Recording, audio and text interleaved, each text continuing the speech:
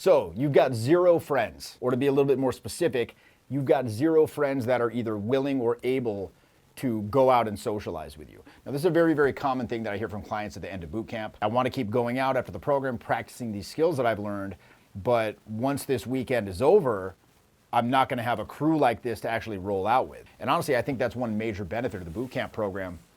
You know, being around that team spirit, that camaraderie that comes with rolling out with a squad of like-minded individuals, so to speak, who all have the same goals. But if you don't have that, how do you get comfortable going out alone? And further, what are some strategies that you might employ if you do go out alone and people ask you why you're out at the bar alone? Now, before I answer this, let me just say that personally, I've gone out alone many, many, many a time. And I'm sure that I'll do it again because remember, I'm not some dude here writing for Men's Health that got assigned to write an article about this stuff, but who has no fucking clue what they're talking about. I've been teaching this for 20 years live. I've been going out consistently all during those 2 decades. And conservatively, I probably introduced myself to 30,000 strangers. Now, during all of that, at some point, I've definitely gone out by myself.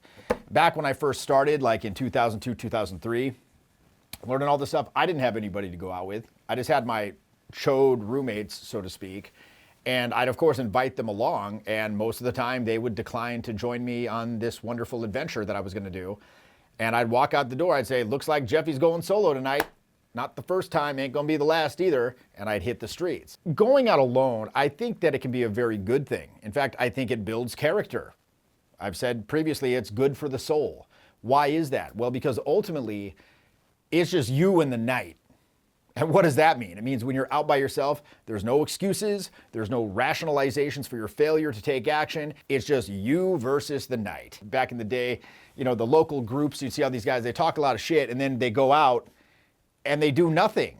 They just stand there in what I call a chode crystal, which is like a crystalline structure of like several dudes just standing there talking to each other about theory and not taking action. You gonna do this one? Who's gonna do this one? Are you gonna go? Am I gonna go? Are you? The person who introduces themselves and like takes the initiative, they're always gonna be perceived as the cooler person. Even if you come up after the fact and you're also cool, it's still kind of like, and I'm here too. You gotta get on top of the club before it gets on top of you.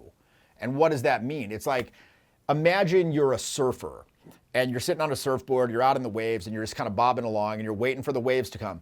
And all of a sudden a wave starts swelling up behind you.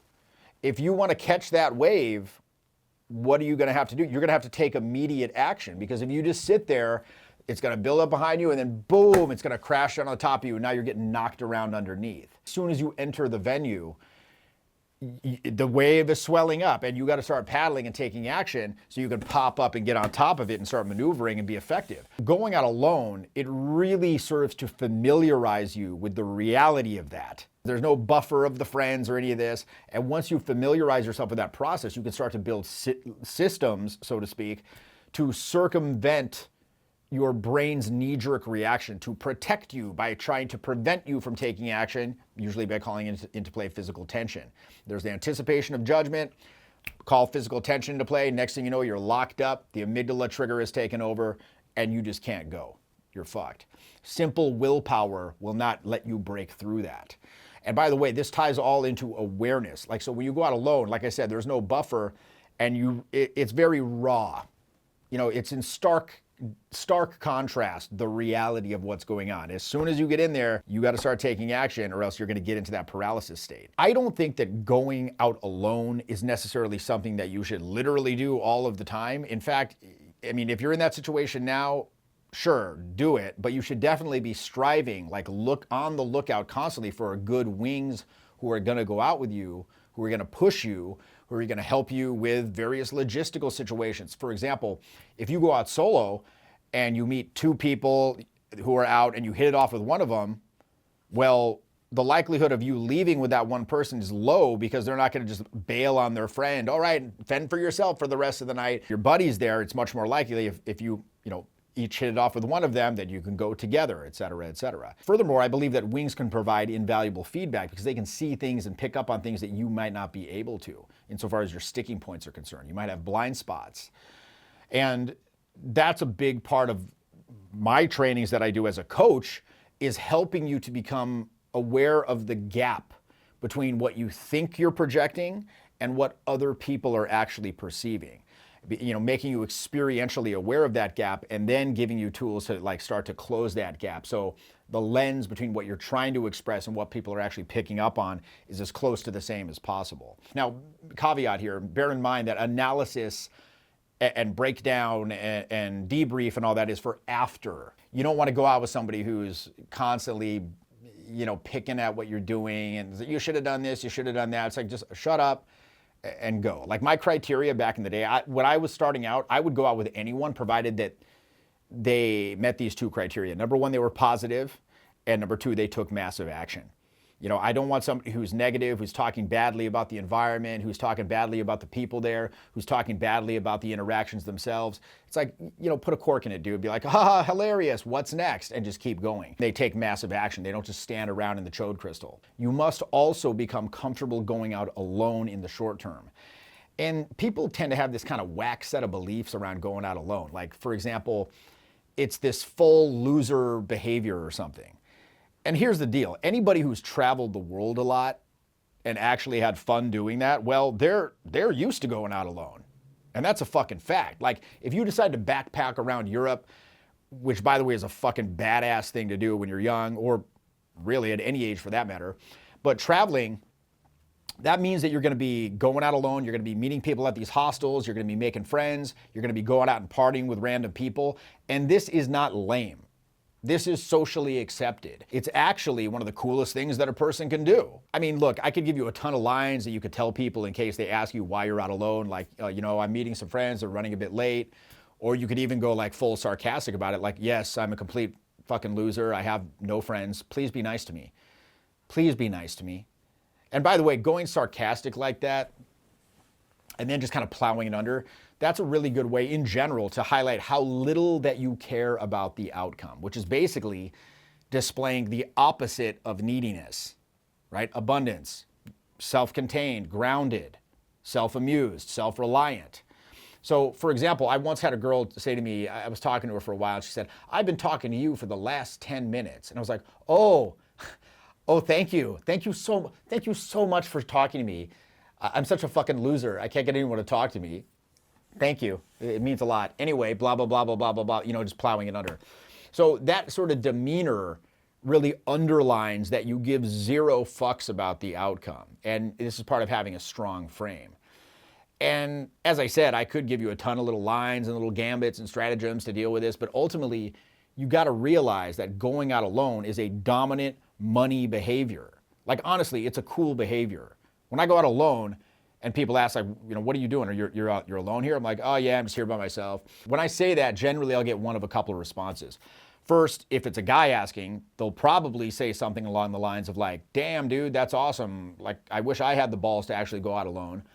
Or secondly, if it's a girl, they'll very often start kind of qualifying themselves about how, like, I too can do things independently and I don't need friends to feel validated, blah, blah, blah, blah, blah, blah, blah, like that kind of angle. Whatever you feel, they feel. People are going to look to you for how to interpret things. So if you feel all chodely, like, oh, I'm a fucking loser for going out alone, then guess what? You're right. You are.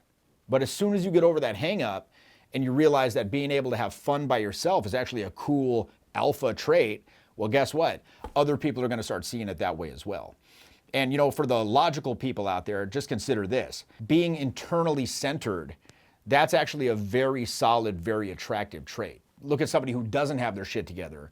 They're going to be very, very dependent on the company of others in order to feel good about themselves. And interestingly enough, this is one of the ways that being so-called beta actually serves you, in the sense that it sort of ingratiates you with other people so that they'll actually, satiate your need for constant companionship and constant company. And on the flip side, take a look at somebody who's very internally centered, and you'll likely be struck by just how little their need is for, ego-based self-expression and the companionship of other people. So while, of course, they do relish and probably enjoy hanging out with their friends, they're not actually dependent on it.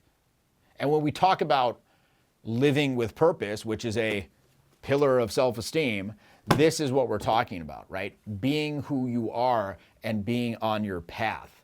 and letting those around actually join in on that path in a collaborative way. And a necessary part of this is internalizing a willingness to stay on your path even when others don't join in.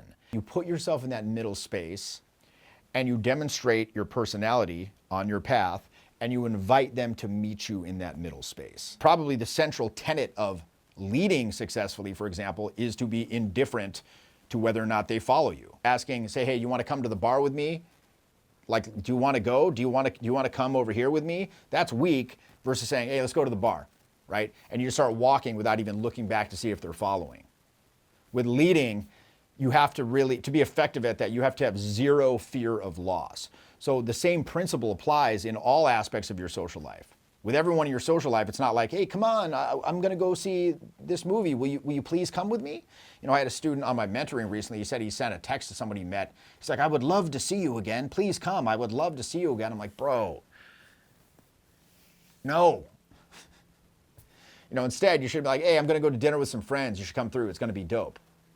So just start doing this in general, and you'll be amazed by just how much people respond and ultimately actually want to align themselves with that high degree of certainty that you're expressing in your life. Now, back to going out alone. When I'm out alone and somebody asks, where are your friends? Most likely, I'll probably just blatantly answer like, oh, they're probably at home. And then again, change the subject. But what I'm really saying here is, you know, look, I wanted to go out tonight. I'm a man on my path. I do what I want, when I want, period. And I'm not dependent on that little security blanket of having to go out with other people. Of course, I don't actually say that verbally out loud, but as the saying goes, the self is always shining through. And when they reply back, like, oh, that's cool, what she's really saying is, you know, I'm attracted to people that can make their way through the world independently of others, who aren't subject to the whims of what other people think. In other words, I'm attracted to a leader, not a follower. But then, of course, she's not saying all that verbally either. So think about who you are. Think about the person you want to be and act accordingly. And that's really the ultimate message of self-mastery, to put you in control of your life where you're no longer completely at the mercy of the environment, you know, you're at the mercy of these competing social pressures. And that's what we teach at all of our programs and what we specifically work on at our live events like the boot camp. You're with a tight squad of like-minded individuals, so to speak. And first we do a couple hours of transformational exercises that are designed to put a spotlight on all the various ways that that social pressure is affecting you. And then we actually give you and install some pretty cool tools that allow you to push that off. So when you actually go out and feel that pressure, you don't just freeze up and go into that like paralyzed mode. You can actually realize what's happening. And then you actually have the ability to push back, to stay expansive, stay out of your head, and then actually take action and be effective as opposed to just getting shut down. I'd love to have you on one of these programs. Got a bunch of dates coming up, links in the description. Anyway, this is your proverbial boy, Jeffy, and I'll see you next time. Out of all the teachers that I've seen, Jeff's was the only one that was actually concrete, tangible, and to the point. The others had a lot of like inner game material that was subjective and people perhaps couldn't relate to, but everyone can actually relate to the tangible points that I saw today. Even me, I could relate. So I learned something, which is very rare.